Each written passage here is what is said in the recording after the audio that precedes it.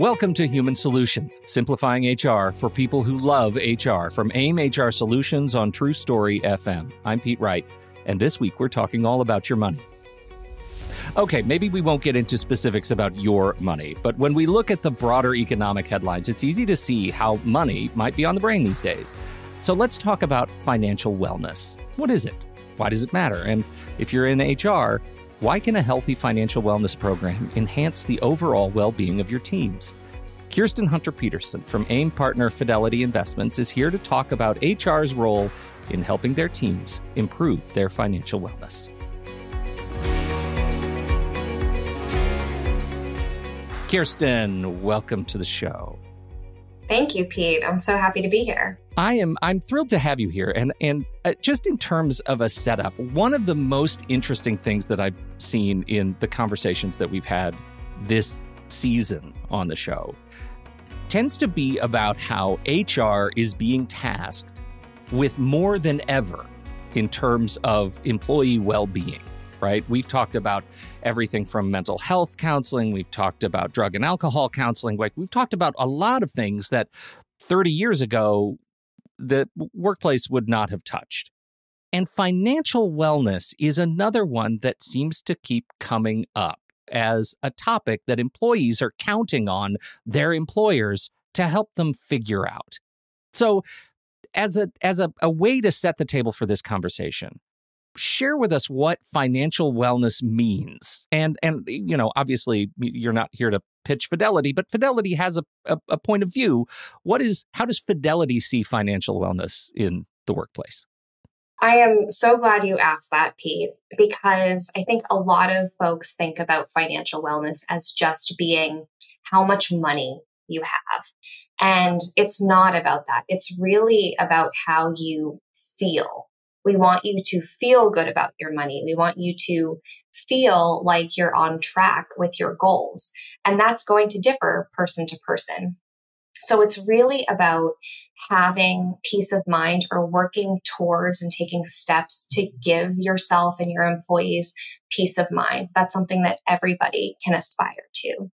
And at Fidelity, we focus on 4 key areas that contribute to someone's financial wellness.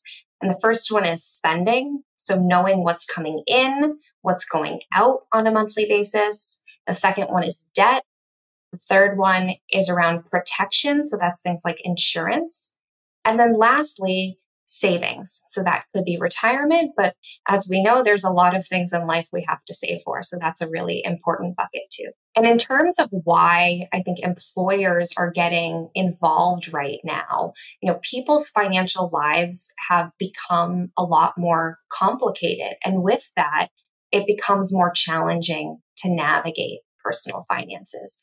Some of the factors that are contributing to this being top of mind right now is inflation and increasing costs of living, especially in certain areas of the United States and even globally.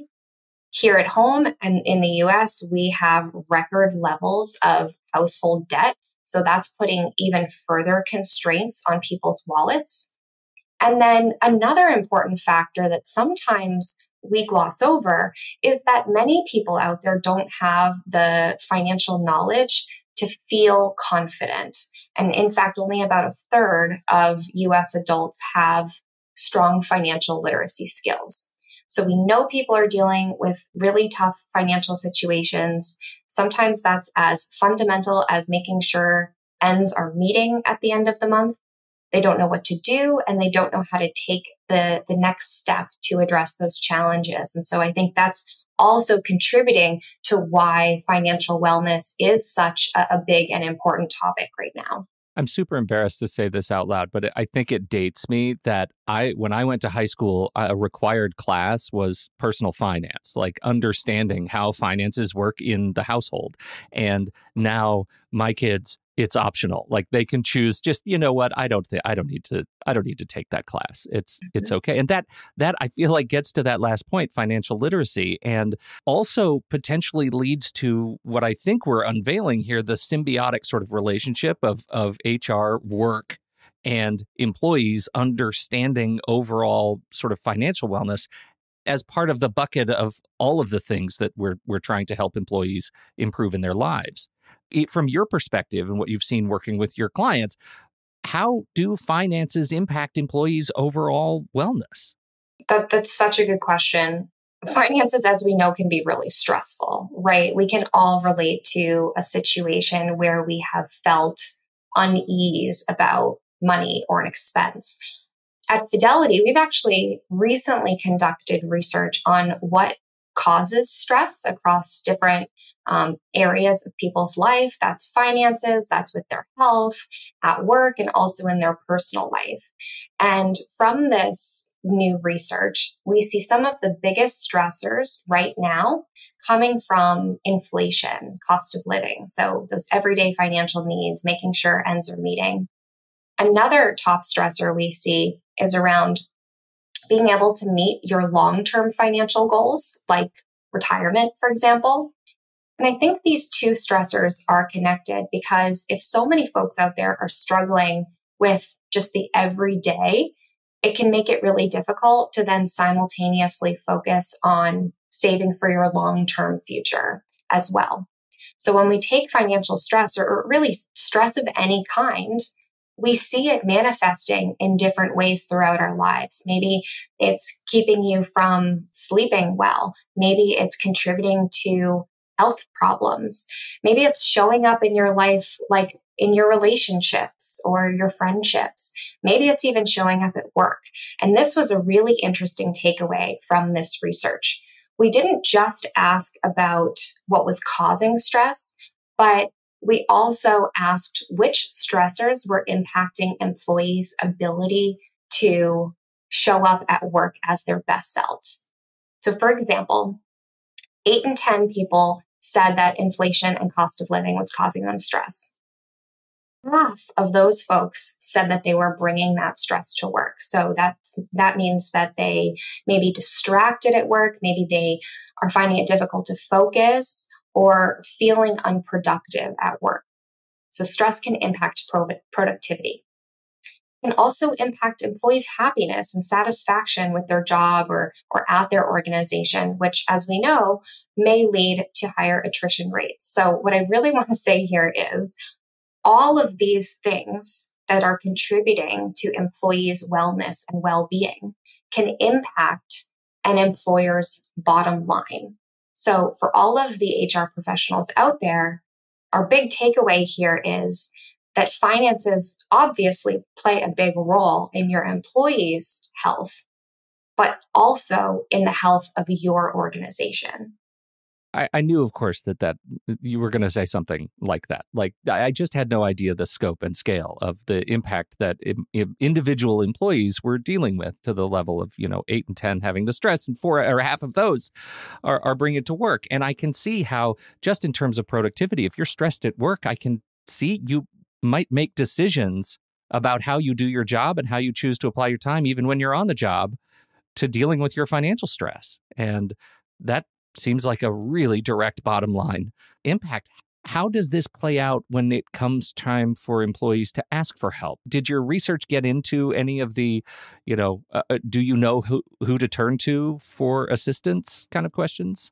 Yeah, that's a great question as well. So finances, we know, are causing a lot of stress, and it can also feel really scary, right?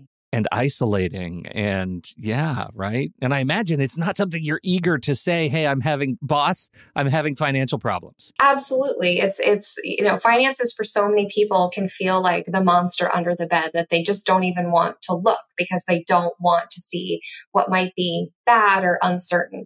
And a lot of the financial help that has been historically available doesn't always feel accessible to everyone, things like jargon or feeling like you might have to pay fees. Mm-hmm. So employees are actually now going to a source where they already get a lot of support and information, and that's their employer. And they're proactively asking for financial help. Now, organizations out there, for so long, many decades, they've been providing support for long-term financial goals, mainly retirement through a retirement plan like pension or a defined contribution plan. But now we're seeing, because of all the trends that we're talking about, that long-term support might not be enough for employees' holistic financial wellness and total well-being. A lot of employees actually need more help with those foundational aspects of financial wellness. Think, creating a budget or managing their debt or even saving for emergencies, setting up that emergency savings account. In many cases, we see employees who don't have a solid footing in these foundational areas. It can actually keep people from saving for retirement, from saving at sufficient rates, and leveraging that great employer-provided retirement benefit that is table stakes for so many employers and their employees. What are HR company or HR organizations doing? It seems like we've got, our HR pros who are listening to this are like, I'm already expected to be a jack of all trades. Like, this is my job is to come in and be expected to know where everything is. How can I be expected to integrate a program that now helps with this completely new area that we're not accustomed to dealing with? You're so right, Pete. And that is a sentiment that I hear almost every day from HR professionals. They are the ones who are on the front lines of meeting the needs of employees and addressing these very real concerns. And I would say, particularly over the last, 3.5 years, really since the pandemic, the evolution of what is considered in scope for HR departments has expanded dramatically, and it can feel really overwhelming. One example I point to is that we find in the research that a top priority for employers this year was improving employee well-being. Now, that's not just a priority for the HR department or the talent group. That's across the entire business. These are strategic organizational priorities. I don't know how many of us would have anticipated that kind of evolution where the HR department is being risen up to cover so many different things, 5 years ago or 10 years ago. So the time scale is the operative term there, right? Like over 3 years, we're seeing such a tectonic shift in expectations. Absolutely. I mean, HR professionals, let's be honest, have a ton on their plate. And many of them have taken it in stride and thought of solutions like adding new benefits to their benefits packages or their total rewards program over the last 3.5 years, really since the pandemic.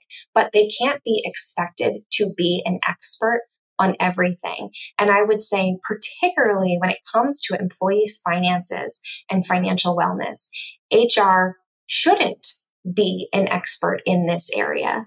This is where I would encourage folks to really lean into their retirement providers and or financial wellness service providers to play that role. They are trained professionals working in this space, and they are happy to take that work off your plate. That is their job. So when employees are coming to their HR folks and to your point, to their financial wellness outsourced experts, what are they looking for specifically? Are they coming because they're already in, trouble with debt, or are they looking for the more mundane, I just need to learn how to manage my finances better? What's the scope of requests? Do you have a sense of that?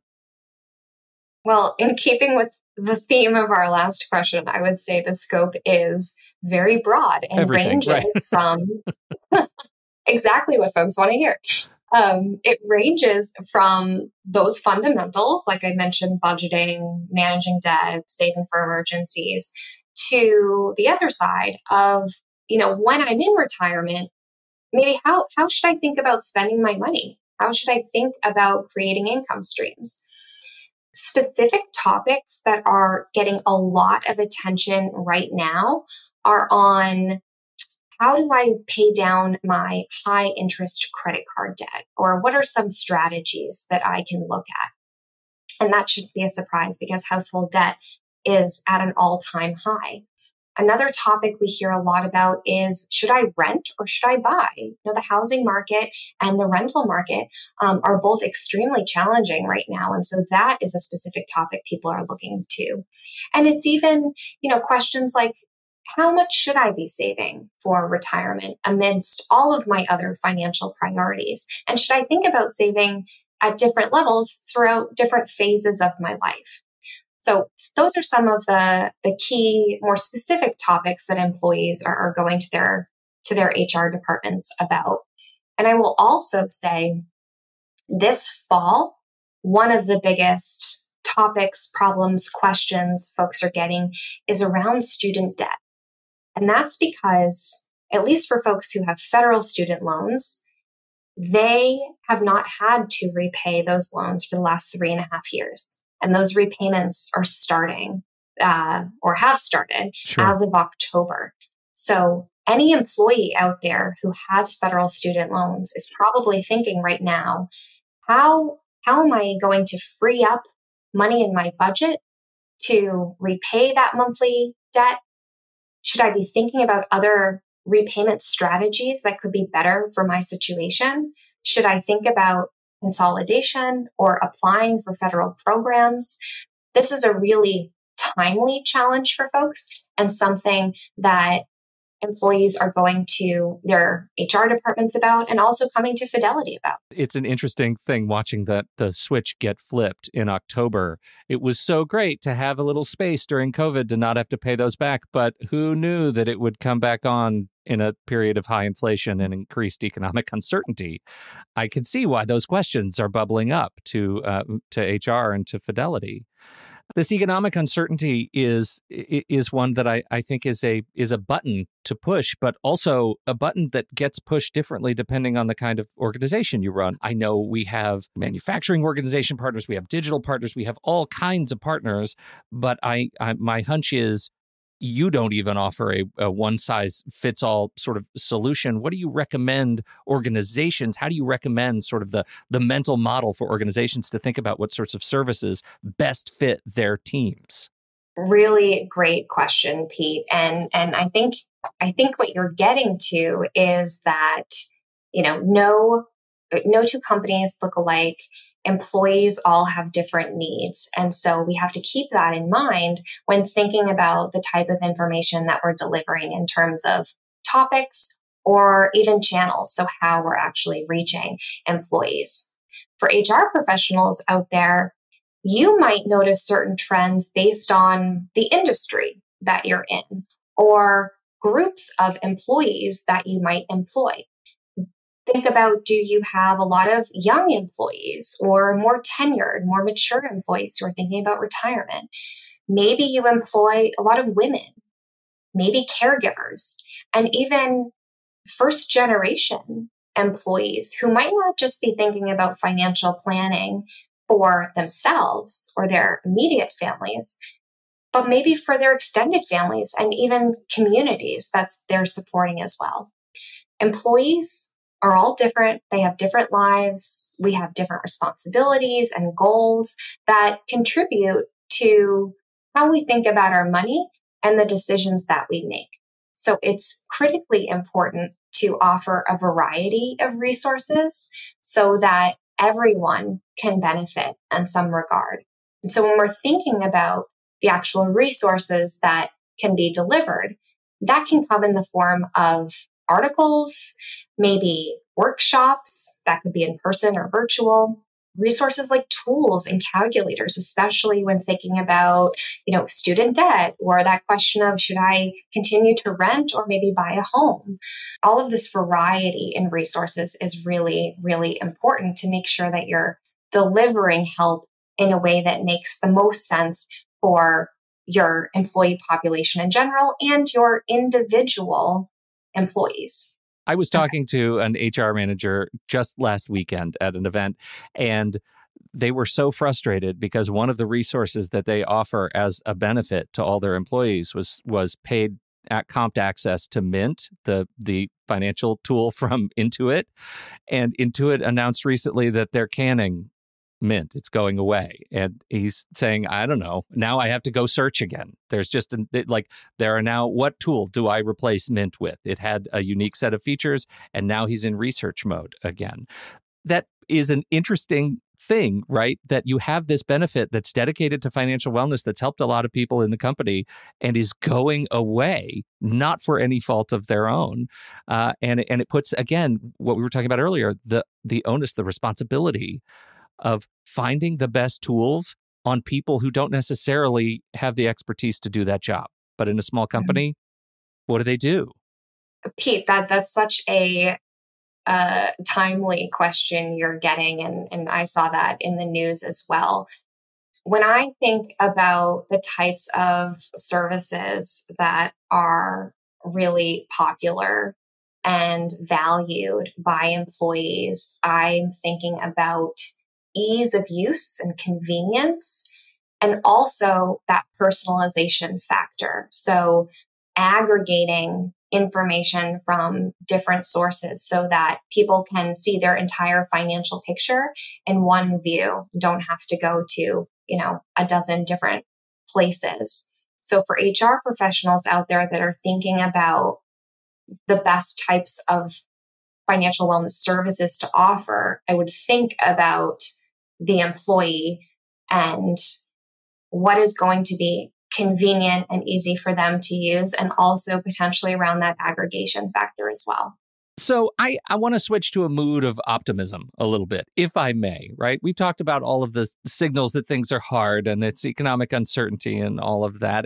And we open this conversation with how long it has sort of taken employees and HR teams to figure out how to expand the way they think about financial wellness beyond just long-term solutions. So let's take as writ that it has taken a while for us to kind of wrap our heads around what we need to do to best support financial wellness programs.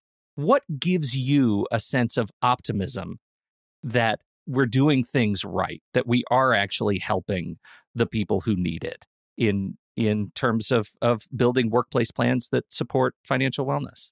I kind of love that question. And if it's okay, I'm thinking back a few years, because workplace plans have evolved quite a bit over the last, decade and a half, maybe, to make it easier for people to enroll, to get on track with sufficient savings rates, as more choice has shifted to the employee. And there's been so many great innovations like auto solutions, for example, auto enrollment, auto increase, auto escalation programs.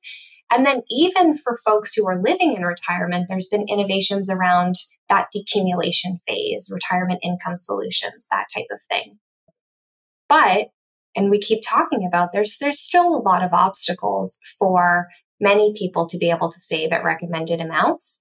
And there's so many pressing things that can get in the way of that, like, paying bills, putting food on the table, making sure you're making your monthly debt payments. Now, at Fidelity, we started to notice these trends many years ago, and that was actually the genesis of us creating financial wellness resources for employees, because a lot of workplace benefits weren't out there in this space, and employers hadn't been involved in this space either. Their goal was to prepare employees for retirement, and frankly, they were doing a great job. But it can take a long time for trends to be recognized and addressed and then scaled and really become part of the mainstream. And the part of the reason why that's happening right now is that financial challenges have just become such a large part of so many people's lives.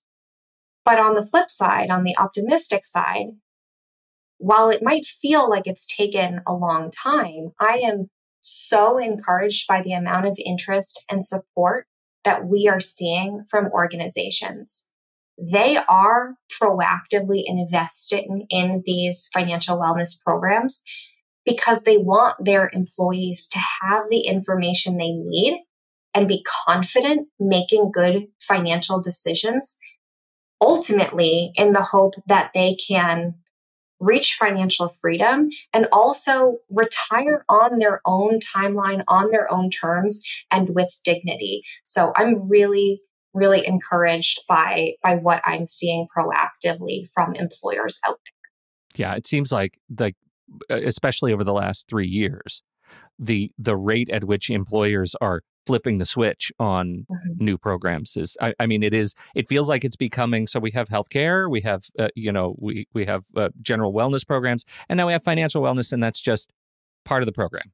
It's our expectation. And I think part of what's changed too over the last few years is that we are beginning to recognize that wellness and overall well-being is comprised of so many different areas of someone's life. It's not just your physical health, it's also your emotional health, it's your mental health, it's your financial health.